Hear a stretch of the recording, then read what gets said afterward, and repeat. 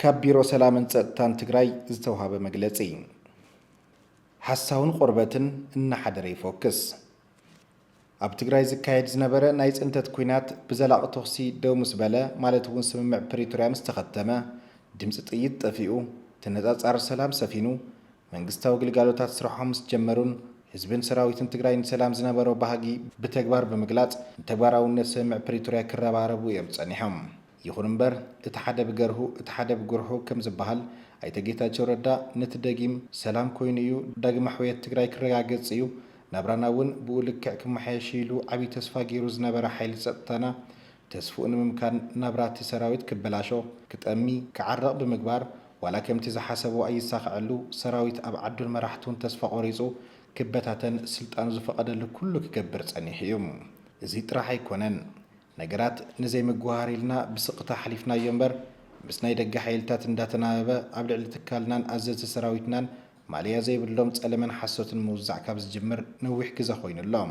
ነዚ እኹል መረጋገፂ ክኾነና ዝኽእል ነቲ መንግስታዊ ኣሰራርሓ ከይተኸተለ ክእረን ክሽየጥን ዝኣዘዞ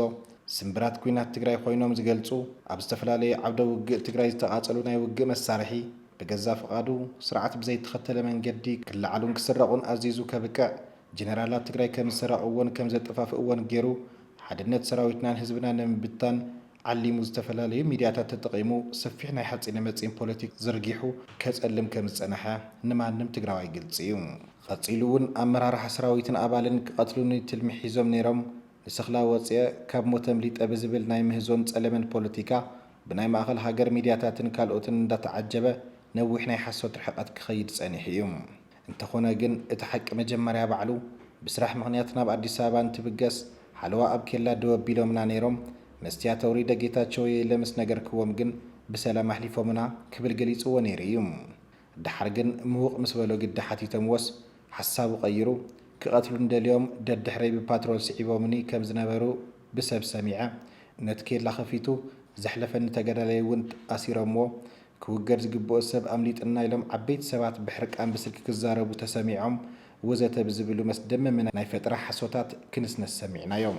ንሕና ተጋሩ ከም ተቓለስቲ ኣብ ታሪኽና ኣሽምባይዶ ኣብ ቃልሲ ህዝቢ ትግራይ ይብዛሕ ይውሓድ ተሳትፎ ዝነበሮ ሰብ ክቕተለ ኣይኮነን ነቶም ህዝብናን ዓድናን ንኸብሩ ሶፊት ንፊት ዝዋግኡና ዝነበሩ ወተሃደራት ጸላእ እኳ ማሪኽና እኽልን ማይን ሂብና ኣምሂርናን ምዒድናን ናብ ክብርን መዓርግን ነብቅዕ ተጋደልቲ ምዃንና መላእ ናይ ኢትዮጵያ ህዝቢ ምስክርና እዩ ኣይተ ጌታቸው ረዳ ክሳብ እተሰላልፉ ቀይሩ ናብ ብልጽግና ዝኸደላ መዓልቲ ኩሎም ሓይልታት ጸጥታ ትግራይ ከም ብጻዮምን መራሒኦምን ወዳኣ እምበር ከም ጸላኢኦም ሪኦም ሞት ተመንየምሉ ኣይፈልጡን ጥራሕ ዘይኮነስ ንጌታቸው ክቐትለስ ይትረፍ ጽንጽያ ዓይኑ ዘንፈረሉ ሰብ ክህሉ እውን ኣይደልዩ ነይሮም ሕጂ እውን ዝደለየ ፖለቲካዊ ኣፈላላይ ሒዙ ናብ መረበቱ ተመሊሱ እንተዝመጽእ ማንም ክነኽኦ ዝኽእል ሰብ ከም ዘየለ ክነረጋግጽ እንደሊ እቲ ሓቂ ከም ዝኾይኑ እናሃለወ ሕጂ እውን ዕርዩ ንምእማኑ ብዘጸግም ኣገባብ ኣብ መንጎ ሰራዊትናን ህዝብናን ነቓዕ ንምፍጣር ዓሊሙ ፍጹም ብትካልናን ኣመራርሓናን ተገምጊሞም ዘይፈልጡ ብዛዕባ ወርቅን ገንዘብን ካልኦት ናይ ግዕዝና ተግባራትን ነቶም ኣዘዝቲ ጸጥታ ሓይልና ኮነ ኢሉ ብምልጣፍ ኣብ ልዕሊ ትካልናን ኣመራርሓናን ማእለያ ዘይብሉ ሓሶት ይቕጽል ኣሎ እቲ ሓደ ጽቡቕ ነገሩ ግን እቲ ክሳብ ሕጂ ንዓና መሲሉ ካባ ተጋደልቲ ለቢሱ ከደናግረና ዝጸንሐ እዩ እቲ ብጣዕሚ ጸጋሚ ግዜ ሓሊፉ እምበር ሕጂ ግን ኣሰላልፉ ፍሉጥ ተልእኹኡን ናይ መወዳእታ ዕላምኡን እንታይ ከም ዝኾነ ንህዝቢ ትግራይን ሰራዊቱን ግልጽ ኣብ ዝኾነሉ ግዜ ብዙሕ ዘጨንቐና ነገር የለን እቲ ሕጂ ዝገብሮ ዘሎ ዓዘፍዘፍ ኣብ ሸወምቱን ለኣኽቱን ብሉፅ ተኣማንነትን ተኣዛዛይነትን ብምርግጋጽ ጻምእ ሕሽክርናን ህረፍ ስልጣኑን ካብ ምርግጋጽ ወፃእ ኣብ ህዝቢ ትግራይ ዘምጽኦ ፋይዳ የለን ኢልና ኢና ንኣምን እኳ ደኣስ ሓሳውን ቆርበትን እንዳሓደረ ይፎከስ ከም ዝበሃል ነዘጸያፊ ሓሳብን ተግባርን ዝዕዘቦን ዝጽየፎን ትግራዋይ ደኣ እምበር ዘስዕቦን በዚ ቁሉዕ ናይ ፈጠራ ፕሮፓጋንዳ ዝታለል ትግራዋይ ከም ዘየለ ቁርፁ ክፈልጥ ኣለዎ ኣብ ታሪኽ ቃልሲ ትግራይ ብዙሓት ሓሰውትን ጠለማትን ርኢና ኢና እሞ ከም ኣይተ ጌታቸው ረዳ ግን ተራእዩ ይፈልጥን ኸይዱ ግን ኣማኻሪ ቀዳማይ ሚኒስተር ኣብ ቀርኒ ኣፍሪካ ኣይተ ጌታቸው ድሌት ህዝቢ ትግራይ እንዳተዛረበ ኣብ ውሽጥና ኮይኑ ድሌቱ ክሰርሕ ዝጸንሐ ረብሓታት ህዝቢ ትግራይ ሓምሽሹ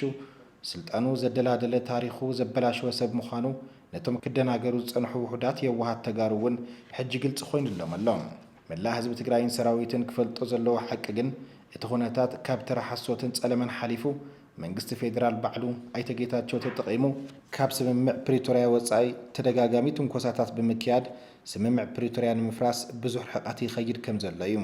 እዚ ኣካይዳ እዚ ድማ ንኹልና ዘይረብሕን ጉዕዞ ሰላምና እንድሕሪት ዝመልስ ሓደገኛ ኣካይዳ ስለ ዝኾነ መንግስቲ ፌደራል ኣካይዱ ንኽምርምር ፃውዒትና ነቕርብ። ዝኽርን ክብርን ንስዋኣትና። ቢሮ ሰላምን ፀጥታን ትግራይ 8 ግንቦት 2017 ዓ.ም መቐለ